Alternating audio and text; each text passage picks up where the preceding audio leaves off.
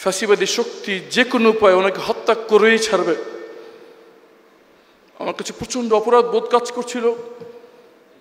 একজন আইনজীবী হিসেবে, একটি সন্তান হিসেবে পিতার জন্য কিছুই করতে পারলাম না। খুব বেশি মনে পড়ছে আমার পিতা শহীদ মীর কাসেম আলীকে। ওনার সাথে আমার শেষ সাক্ষাৎ হয় আমার গুমের মাত্র 3 দিন পূর্বে। মানসিকভাবে আমি বিপর্যস্ত ছিলাম, ঘুমাতে পারছিলাম না, চুল ছিল শুষ্ক, চোখের নিচে কালি পড়ে গিয়েছিল এবং আমি বুঝতে পারছিলাম ফ্যাসিবাদী শক্তি যে কোনো উপায়ে ওনাকে হত্যা করেই ছাড়বে। আমার কাছে প্রচণ্ড অপরাধ বোধ কাজ করছিল। একজন আইনজীবী হিসেবে, একটি সন্তান হিসেবে পিতার জন্য কিছুই করতে পারলাম না। অপরাধ বোধ আমাকে তিলে তিলে খেয়ে ফেলছিল এবং আমার চেহারায় নিশ্চয়ই সেটা ফুটে উঠেছিল। কিন্তু আমার পিতাকে আমি যতবার জেলখানায় দেখা করেছি এবং শেষ মুহূর্তে যখন দেখা করেছিলাম, শেষ সাক্ষাৎ ওনার সাথে, আমার সাথে, ওনাকে সদ্য হাস্য জল ওনাকে দেখেছি। সবসময় হাসি মুখে পরিপাটি পোশাকে আমাকে বরণ করতেন যখনই জেলখানায় যেতাম। উনি আমার চেহারা দেখে বুঝতে পারলেন আমার মনের অবস্থা খুবই খারাপ। উনি আমার দিকে তাকিয়ে বললেন, কী ব্যাপার, তোমার এরকম কেন? আমি বললাম যে কোথায় সংবিধান, কোথায় আইন, কোথায় সুশীল সমাজ, কোথায় মানুষের বিবেক? চোখের সামনে সকল আইনের প্রতি উপেক্ষা করে, সংবিধানের কোনো ধারার কোনো রকম তোয়াক্কা না করে জলজন্তুটি মানুষকে হত্যা করা হবে। একজন আইনজীবী হিসেবে, একজন নাগরিক হিসেবে আমার জন্য এর চেয়ে কঠিন পরিস্থিতি আর হয় না। পিতাকে হারাবো সেটা নয় মেনে নিলাম, কিন্তু এই যে ধারা সৃষ্টি হচ্ছে এটা আমি কোনো মতেই মেনে নিতে পারছি না। উনি হাসি মুখে আমার কাঁধে হাত দিয়ে বললেন, বাবা, আমরা জীবনে অনেক কঠিন সময় পার করে এসেছি, তুমি শুধু একটি জিনিস মনে রাখবা, ইন্না মাআল উসরি ইউসরা ফা ইন্না মাআল উসরি ইউসরা। আমাদের এমন সময় আমাদের পার করতে হয়েছে যখন 24 ঘন্টা একটি রুটির বেশি আমরা খেতে পাই নাই, অন্ধকারে অন্ধকারে রাত দিন পার করতে হয়েছে। এবং আমার কাছে মনে হতো যে এই বাংলার মাটিতে হয়তো ইসলামী আন্দোলনের কর্মীরা কোনোদিন দিনের আলোতে হাঁটতে পারবে না। আলহামদুলিল্লাহ, সে অবস্থা থেকে আল্লাহ আমাদেরকে এমন জায়গায় নিয়ে এসছেন।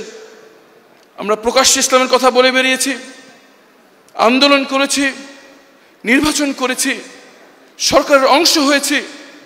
এখন আরেকটি পরীক্ষা আমাদের সামনে অপেক্ষা করছে। ইনশাআল্লাহ আমরা যদি ইমানের পরীক্ষা উত্তীর্ণ হতে পারি, এর চেয়ে বড় সফল ইনশাআল্লাহ আল্লাহ একদিন আমাদের দেবেন। এবং কাঁধে হাত দিয়ে বললেন যে বাংলাদেশের ফাইল আল্লাহ নিজে দেখেন, তুমি আস্থা রাখো, তাওয়াক্কুল করো। ঠিক বিদায় দেওয়ার আগ মুহূর্তে উনি এমন একটি কথা বললেন, আমি তৈরি ছিলাম না। উনি আমাকে বললেন, জানাজা নামাজ পড়ানো জানো?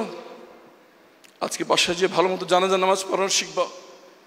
আমার জানাজার নামাজটা তোমাকে পড়াতে হবে ইনশাআল্লাহ। আর আমার পিতার চেহারাটা আমার দেখার সৌভাগ্য হয় নাই।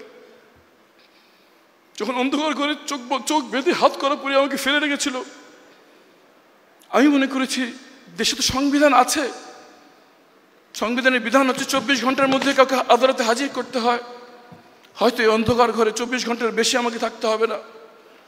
কিন্তু আমি দেখলাম যে 24 ঘন্টা পেরিয়ে দিন হলো, দিন পেরিয়ে সপ্তাহ হলো, সপ্তাহ পেরিয়ে মাস, মাস পেরিয়ে বছর হয়ে গেল। সে অন্ধকার ঘর থেকে আমি বেরোলাম না। যখন তারা খাবার দিতে আসতো, অথবা পরিষ্কার করতে আসতো, অথবা কোনো ঊর্ধ্বতন কর্মকর্তা পরিদর্শনে আসতো, তখন শুধু একটি আকুতি মিনতি করতাম যে মেনে নিলাম আমাকে এখান থেকে ছাড়বেন না, মেনে নিলাম আমার পরিবারের সাথে কোনো যোগাযোগ করতে দিবেন না। অনেকগুলো মাস হয়ে গেল অন্ধকার ঘরে আমি পড়ে আছি। শুধু একটু কি সন্তান হিসেবে জানতে পারি না যে পিতাকে ফাঁসির কাস্টের সামনে আমি রেখে আসছি, উনি এখনো বেঁচে আছেন নাকি উনাকে হত্যা করা হয়েছে। জানাজা নামাজটা কে পড়ালো, লাশটা কোথায় দাফন হলো? যে পিতারা মামলা পরিচালনা করার জন্য আমি সবকিছু ত্যাগ করে দিয়েছিলাম, প্র্যাকটিস, পরিবার, নিজের সকল চয়েস পরিত্যাগ করে শুধু পিতারা এই মামলা পরিচালনা করার জন্য নিজেকে নিয়োজিত করেছিলাম, সন্তান হিসেবে একটুকু জানতে পারি না শেষ সাক্ষাতে পিতা আমার ব্যাপারে কি ওসিয়ত করে গেলেন, কি নসিহত করে গেলেন। সন্তান হিসেবে এতটুকু জানার অধিকার আমার নাই? উত্তর রাষ্ট্র উপরে নির্দেশ, কিছুই বলা যাবে না। আমি আমার পিতার শেষ নসিহতটা আমার কানে শোনার সৌভাগ্য আমার হয় নাই, কিন্তু আমি বের হওয়ার পর আমার মার কাছে শুনেছি আমার পিতা হাসি মুখে আমাদের বিদায় দিয়েছেন এবং আমাদের সবাইকে বলেছেন কেউ কাঁদতে কাঁদতে কাঁদতে বের হওয়া না। আল্লাহর কাছে শাহাদাতের দরজা পাওয়া একটি ইমানদারের জন্য সৌভাগ্য, সুতরাং তোমাদের জন্য কেউ কাঁদতে না দেখে। সবাইকে এই নির্দেশ দিয়ে হাস্য জুলজল উপায়ে সবাইকে বিদায় দিয়ে আমার মাকে আলাদা করে নিয়ে গেলেন। আমার মার তখন বিপর্যস্ত অবস্থায়, সন্তান গুম, পিতা স্বামীকে একটু পর হত্যা করা হবে, মানসিকভাবে ওনার উপর কি যাচ্ছে এটা বলাই বাহুল্য। আমার মার হাত শক্ত করে ধরে উনি জিজ্ঞেস করলেন, সন্তানের জন্য কি তোমার মন খারাপ? আমার মা বললেন, তুমি এটা কি প্রশ্ন করছো? তো আমার বাবা উত্তর দিলেন, তুমি যদি তোমার সন্তানকে ভালোবাসো তাহলে মনে রাখবো যে আল্লাহ তোমার সন্তানকে সৃষ্টি করেছেন, তিনি তাকে হাজার গুণ বেশি ভালোবাসেন, এবং যদি এই সন্তানের হাত দিয়ে দেশে কোনো কল্যাণ থেকে থাকে এই সন্তানকে একদিন তোমার কাছে ফিরিয়ে দেবেন আল্লাহ ইনশাআল্লাহ। আর যদি শাহাদাতের জন্য আল্লাহ বাছাই করে রাখেন তাহলে কি পরম সৌভাগ্য যে শহীদের মাতা হিসেবে তুমি কালকে আমাদের ময়দানে উঠবো।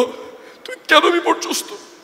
চোখের পানি মুছো, শক্ত হও, মানুষের সামনে তুমি কনফিডেন্টলি কথা বলবা, সবাই দেখবে যে শাহাদাত আমাদের কাম্য বিষয়, শাহাদাতে আমরা ভয় পাই না, শাহাদাতে আমরা ভেঙে পড়ি না। এই